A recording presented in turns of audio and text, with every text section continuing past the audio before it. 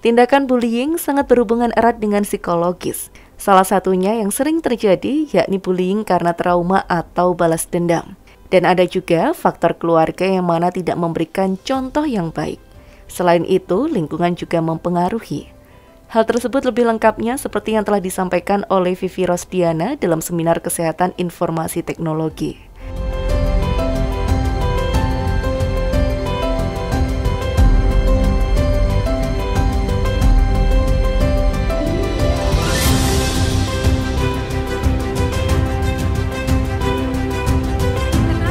Seseorang itu bisa menjadi pelaku bullying.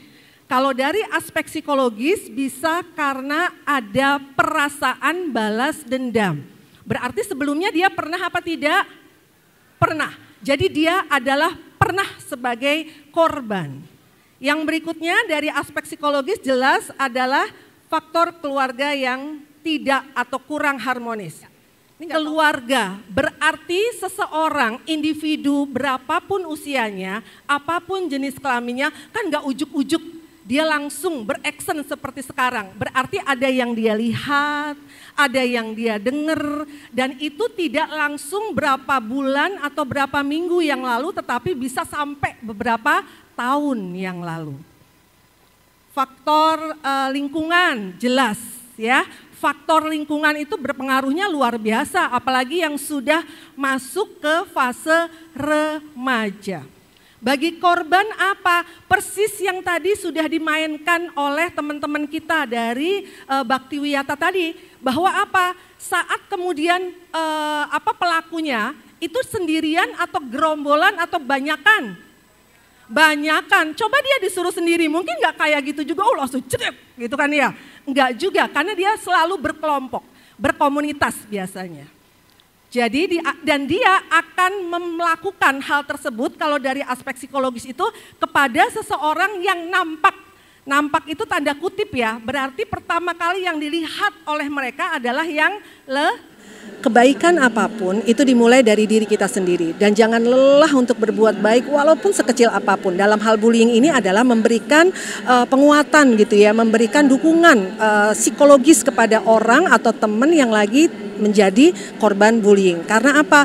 Perbuatan mereka yang nampaknya tidak besar gitu ya, itu besar bagi korban bullying. Jadi memang harus dimulai dari diri kita sendiri, dimulai dari sekarang, dan insya Allah positif sekali untuk kita semua sebagai sesama penerus bangsa untuk tidak pernah atau mengatakan no bullying dalam bentuk apapun.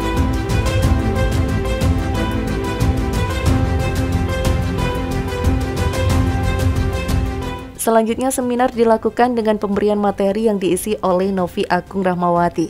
Pada sesi ini, pemateri memberikan pengetahuan atau materi mengenai bagaimana cara menanggulangi beberapa tindakan atau perilaku dengan indikasi bullying baik yang terjadi pada diri sendiri maupun orang lain.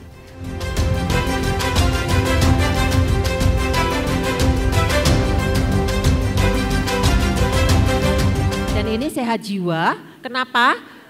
Hal ini penting, jadi kalian mesti tahu bahwa sehat jiwa itu salah satunya ditandai dengan kemampuan untuk mengembangkan potensinya. Dan kemampuan untuk berinteraksi baik dengan siapapun. Mampu bergaul dengan baik, mampu berinteraksi dengan baik, mampu mengembangkan potensinya. Itu kenapa pada remaja-remaja yang sehat badannya, pada saat potensinya dia tidak optimal, bisa jadi karena ada sesuatu terkait mentalnya. Tata laksananya bagaimana? Kurang lebihnya seperti ini ya, ada dukungan, ada dorongan bercerita. Pada saat kita mengalami bullying atau teman kita ada yang mengalami bullying, jadilah pendamping yang baik. Mungkin Bapak Ibu guru juga. Caranya bagaimana? Memancing bercerita, dengarkan. Nomor 2, dengarkan. Nomor 3, dengarkan. Semua korban bully itu tidak bersalah. Semua. Sampaikan ini bukan salah kalian. Korban bullying itu rata-rata karena dia kekuatannya lebih rendah dari pembulinya, maka dia merasa menjadi orang yang seolah-olah menjadi penyebab dari terjadinya bullying itu. Enggak. Korban bullying itu tidak bersalah. Dengarkan, jangan buru-buru menasehati.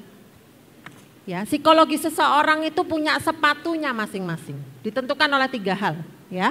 Karakter keluarganya. Yang kedua, pola asuh. Yang ketiga, stimulasi lingkungan. Pengalaman-pengalaman hidup setiap orang tidak sama, ya. Karakter keluarga setiap orang tidak sama. Pola asuh yang dialami seseorang tidak sama. Dan pengalaman hidup tidak sama. Karena kami di kedokteran jiwa, psikiater di RSUD Gambiran untuk penanganan pada pasien-pasien bullying, kita penanganannya ada 2 ya, baik secara psikofarmaka dan non psikofarmaka. Kita mendampingi pasien-pasien yang mengalami trauma akibat bullying, kita lakukan assessment juga terhadap pelakunya terutama ya, karena pelaku tidak menutup kemungkinan juga ada gangguan di bidang kesehatan mentalnya.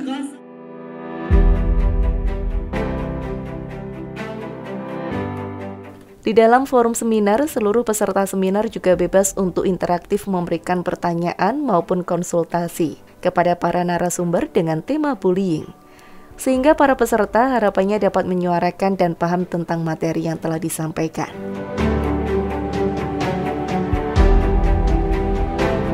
Dimas Maulana, salah satu peserta seminar tingkat SMA, juga sangat senang dengan mengikuti seminar yang memberikannya banyak pengetahuan.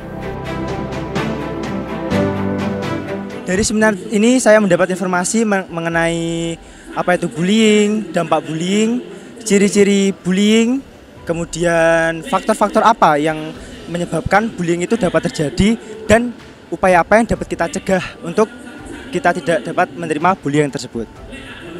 Saya ucapkan terima kasih untuk penyelenggara seminar ini karena seminar pencegahan bullying ini sangatlah bermanfaat dan sangat guna apalagi bagi remaja-remaja seperti saya di kalangan SMA. Yang saya dapatkan itu bagaimana cara mengatasi supaya kita tidak menjadi pelaku bullying dan bagaimana cara kita untuk mengatur diri kita sendiri agar tidak menjadi pelaku bullying, seperti itu. Harapan saya ke depannya untuk adanya seminar ini tidak ada pelaku bullying lagi, dan karena kita itu bertujuan untuk belajar, jadi kita perlu ketenangan karena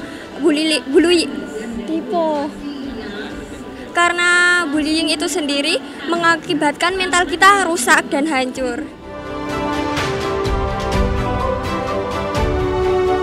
Semoga dengan adanya acara ini memberikan dampak positif, serta tindakan bullying dapat diberhentikan.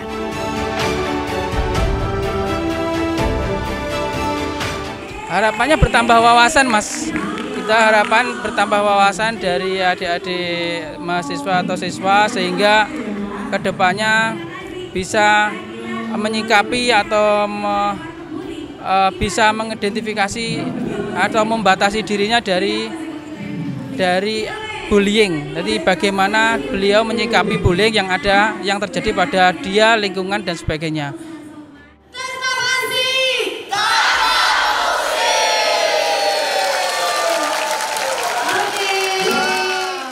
Seperti itulah seminar berlangsung. Semoga dengan adanya seminar yang memberikan wawasan untuk stop bullying, maka bullying sudah tidak ada lagi. Mari galakan stop bullying. Saya Ulfa Fitria, terima kasih atas kebersamaan Anda. Sampai jumpa dan salam CTV.